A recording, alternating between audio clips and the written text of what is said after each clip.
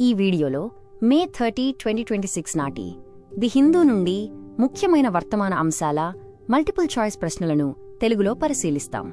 పోటీ పరీక్షలకు సిద్ధమవుతున్న వారికి ఇవి ఉపయోగపడతాయి. మొదటగా జాతీయ వార్తలు మరియు అప్డేట్లను చూద్దాం.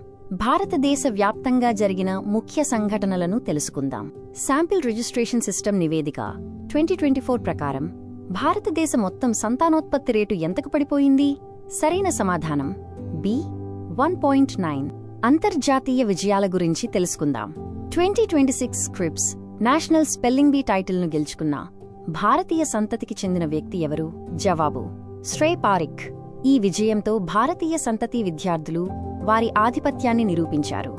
రక్షణ ఒప్పందాల విషయానికి వస్తే Su-30 MKI యుద్ధ విమానాల నిర్వహణ ఒప్పందాల కోసం భారత వైమానిక దళం ఏ విద్యా సంస్థతో భాగస్వామ్యం కుదుర్చుకుంది? సరైన సమాధానం IIT బాంబే. తరువాత సైన్స్ మరియు అంతరిక్షం విభాగంలో నూతన ఆవిష్కరణలను చూద్దాం. ఖగోళ శాస్త్రంలో ఒక పురాతన గెలాక్సీ ప్రోటోక్లస్టర్ కనుగొనబడింది. దీనికి లోక్తక్ అని పేరు పెట్టారు.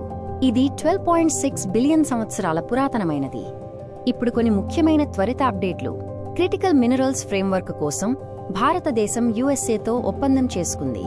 డిజిటల్ గవర్నెన్స్ అసెస్మెంట్ కోసం DARPG ప్రారంభించిన పోర్టల్ పేరు NISDA 2025.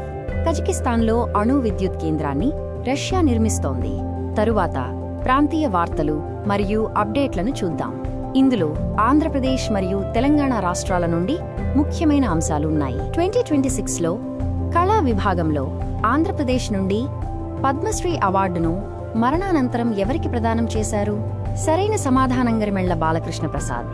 ప్రాంతీయ ఆర్థిక వార్తల్లో ఏంజల్ ఫండ్ను ప్రారంభించేందుకు ఆంధ్రప్రదేశ్ ప్రభుత్వం ఏ సంస్థతో జతకట్టింది? సరైన సమాధానం small industries development bank of India అంటే SIDBI. రాబోయే పోటీ పరీక్షల్లో మీరు ఘన విజయం సాధించాలని ఆశిస్తున్నాము. ఈ రోజు కరెంట్ అఫైర్స్ MCQs వీడియో ఇక్కడితో ముగుస్తుంది. All the best. ఇక్కడ ఉపయోగించిన చిత్రాల మూలాధారాలు ఇవ్వబడ్డాయి.